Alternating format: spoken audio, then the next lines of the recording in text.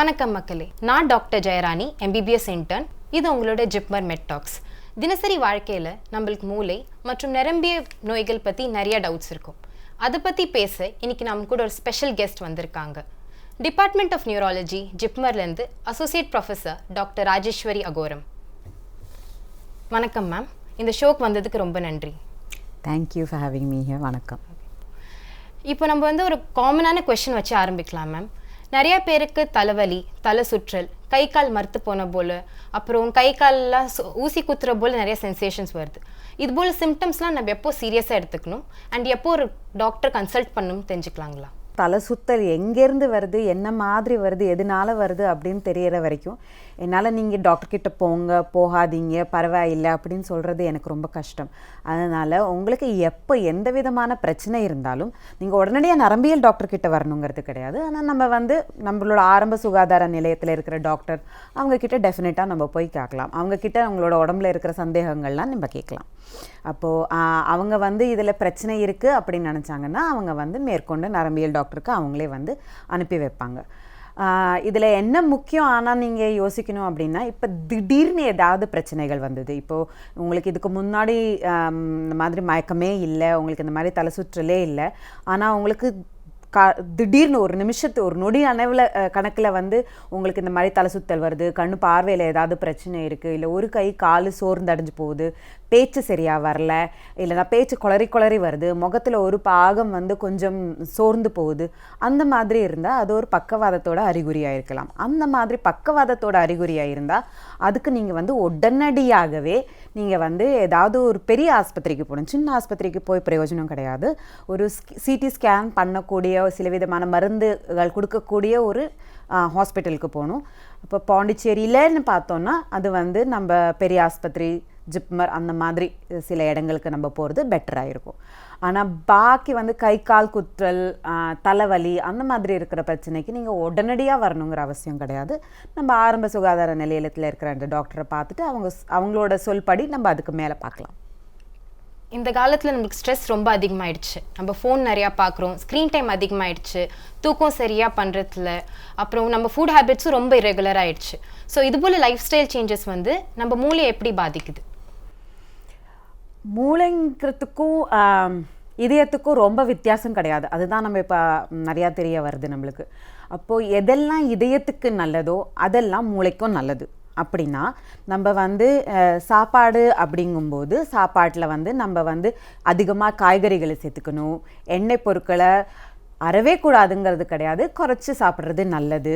ஆனால் சாதம், அரிசி அந்த மாதிரி நிறைய கார்போஹைட்ரேட், ஸ்டார்ச் உள்ள பொருட்கள், இல்லை இமீடியட் சுகர்ஸ், சர்க்கரை சேர்ந்த பொருட்கள், ப்ராசஸ்ட் ஃபுட்ஸ், அதாவது கடையிலேருந்து வாங்கி அப்படியே சாப்பிட்றது, இந்த மேகி நூடுல்ஸ் சாப்பிட்றது, கடையிலேருந்து வாங்கி சிப்ஸு சாப்பிட்றது, அதெல்லாம் நம்ம தவிர்க்கணும்.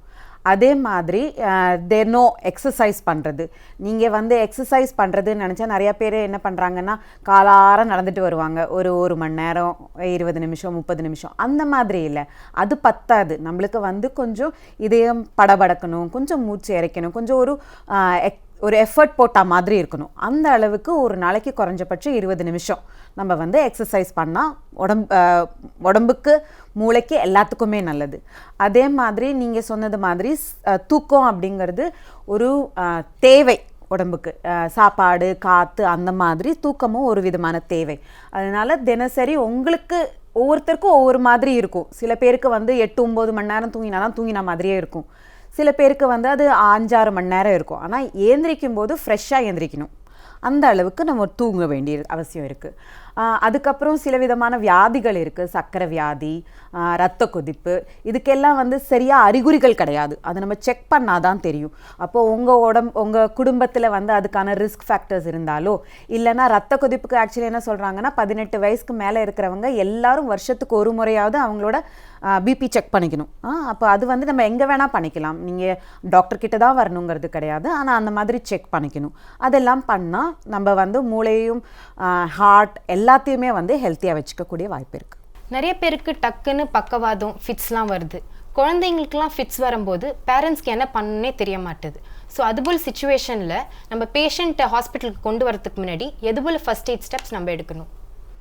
ஓகே, நீங்கள் கேட்டது வந்து 2 விதமான பிரச்சனைகளுக்கு கேட்டிருக்கீங்க. ஒன்று வந்து பக்கவாதம், ஒன்று வந்து வலிப்பு நோய்.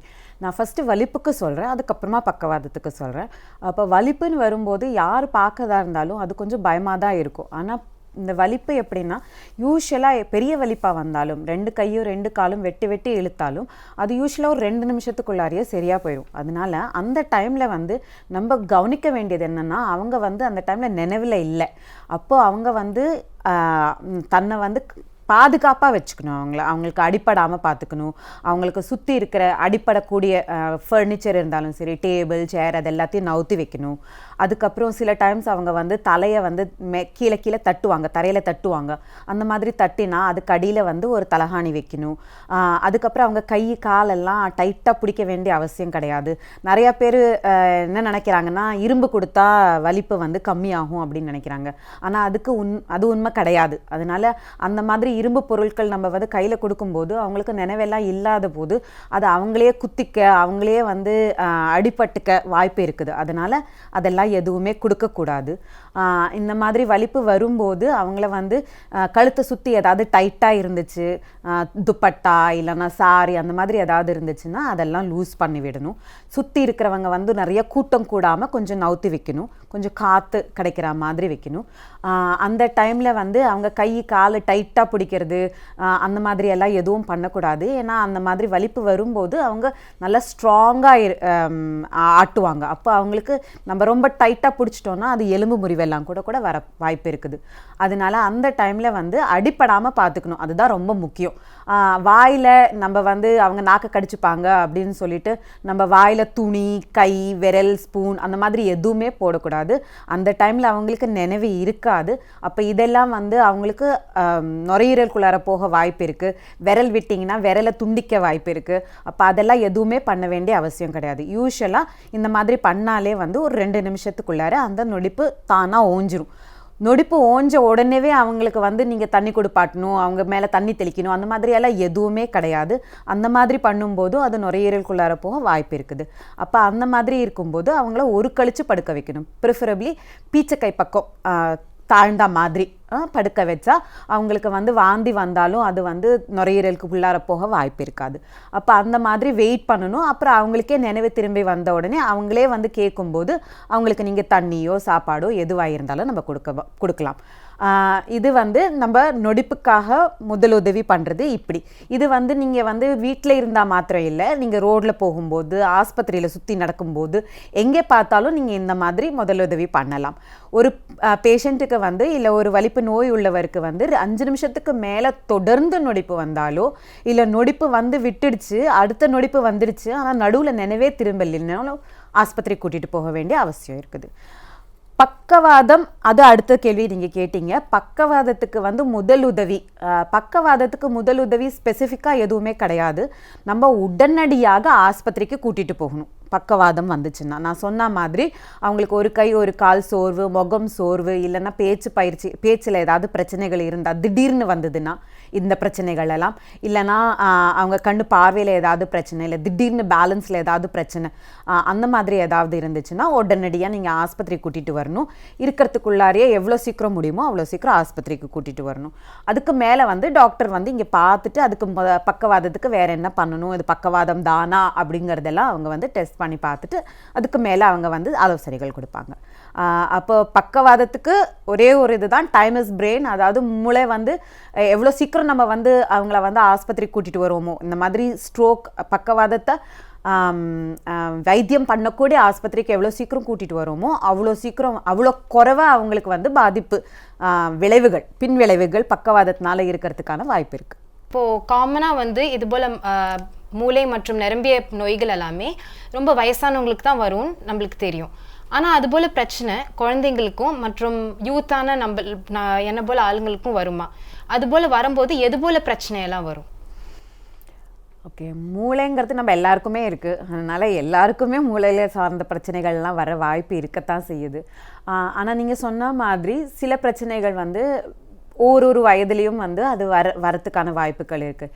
இப்போ நீங்கள் வந்து வலிப்பு நோயின்னு எடுத்துக்கிட்டிங்கன்னா சின்ன குழந்தைங்களுக்கும் சரி முதியோருக்கும் சரி அதிகமாக வர வாய்ப்பு இருக்குது. சில விதமான பிரச்சனைகள் வந்து இப்போ பக்கவாதம் பார்த்திங்கன்னா அது வயசானவங்களுக்கு தான் அதிகமாக வர வாய்ப்பு இருக்குது. சில விதமான பிரச்சனைகளில் வந்து அவங்க உடம்பு எத்தாப்பில் சண்டை போடுற மாதிரி சில பிரச்சனைகள் இருக்குது. அப்போ அது வந்து மூளை நரம்பு அந்த மாதிரிப்பட்ட பாதிப்புகள்லாம் ஏற்படுத்தலாம்.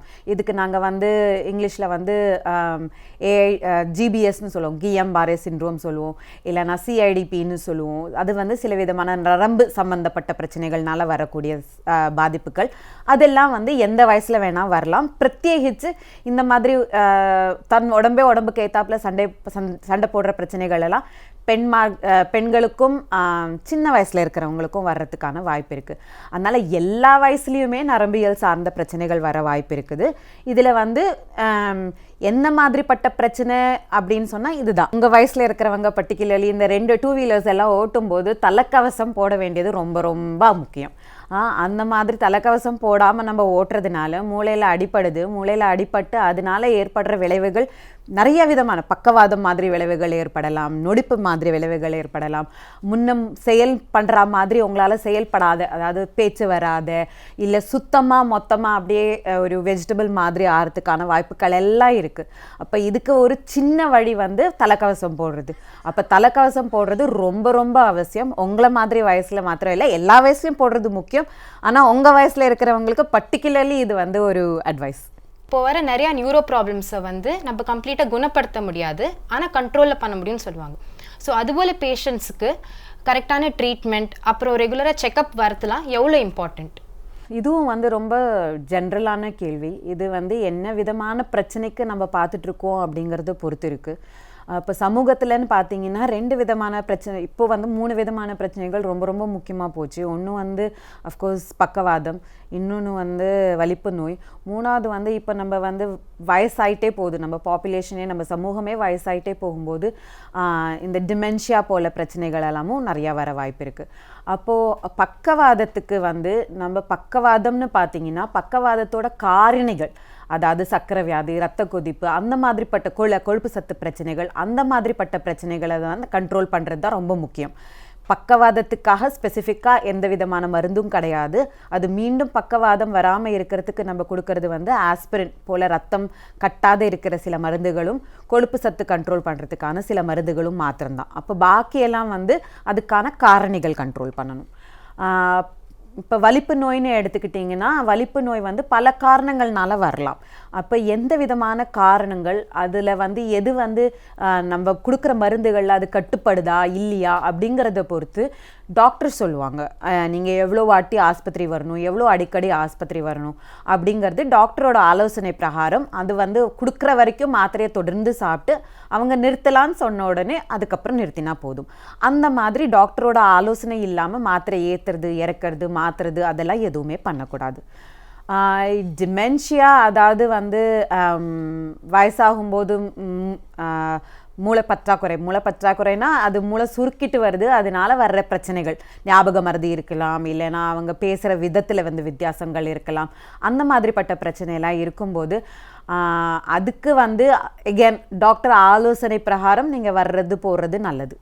மனப்பிரச்சனை வராமல் தடுக்க நம்ம எது போல் டிப்ஸ்லாம் டெய்லி ஃபாலோ பண்ணணும்? நான் முன்னாடியே ஏற்கனவே சொன்ன மாதிரி தான், மூளைக்கு எது நல்லது அப்படின்னு கேட்டிங்கன்னா நம்ம உடலுக்கு என்னெல்லாம் நல்லது, இதயத்துக்கு என்னெல்லாம் நல்லது அப்படின்னு நினைக்கிறோமோ அத்தனையும் மூளைக்கு நல்லது தான். அப்போ நம்ம ஏற்கனவே பார்த்த மாதிரி சாப்பாடு ஒழுங்காக சாப்பிடணும், நம்ம வந்து ஒழுங்காக தூங்கணும், ரெகுலராக எக்ஸசைஸ் பண்ணணும், ஸ்மோக்கிங் சிகரெட்ஸ் இல்லை எந்த விதமான அந்த அந்த நிக்கோட்டின் உள்ள பொருட்கள், குட்காவோ இல்லை வாய் வழியாக சாப்பிட்ற அந்த புகையிலையோ அதெல்லாம் எதுவுமே கூடாது. அதெல்லாமே வந்து நம்ம மூளைக்கு போகிற இரத்த குழா மாத்திரம் இல்லை, எல்லா விதமான இரத்த குழாக்கும் அது பாதிப்பை ஏற்படுத்தக்கூடியது. அதே மாதிரி ஆல்கஹால், மது அருந்துதல், அதுவும் வந்து மூளைக்கு நல்லது கிடையாது. கொஞ்சம் அருந்துனாலும் அது வந்து மூளையை பாதிக்கும், மூளை சுருக்கல் சீக்கிரமாக ஆக்க வாய்ப்பு இருக்குது. அது மாத்திரம் இல்லை, வெளியில் இருக்கிற நரம்புகள், கை காலுக்கு போகிற நரம்புகள் எல்லாமும் பாதிக்க வாய்ப்பு இருக்குது. தலைக்கவசம் உபயோகிக்கணும். அதுக்கப்புறமா வந்து நீங்கள் சொன்ன மாதிரி ஸ்ட்ரெஸ் ரிலீஃப்காக இல்லை மெடிடேஷன் அந்த மாதிரி திங்ஸ் எல்லாம் எனிவே யோகா அதெல்லாம் எப்படி நம்ம உடம்புக்கு நல்லதோ அதே மாதிரி மூளைக்கும் நல்லது தான். இந்த டிப்ஸுக்கெலாம் ரொம்ப நன்றி மேம். அண்ட் எல்லா கேள்விகளுக்கும் ரொம்ப கிளியராக ஆன்சர் பண்ணதுக்கும் உங்கள் எக்ஸ்பீரியன்ஸ் வச்சு நிறைய டிப்ஸ் கொடுத்ததுக்கும் ரொம்ப நன்றி. Thank you. Brain and nerve health பற்றி உங்களுக்கு ஒரு கிளாரிட்டி கிடச்சிருக்குன்னு நம்புகிறேன். மீண்டும் ஒரு ஜிப்மர் மெட் டாக்ல உங்களை சந்திக்கிறேன். நன்றி, வணக்கம்.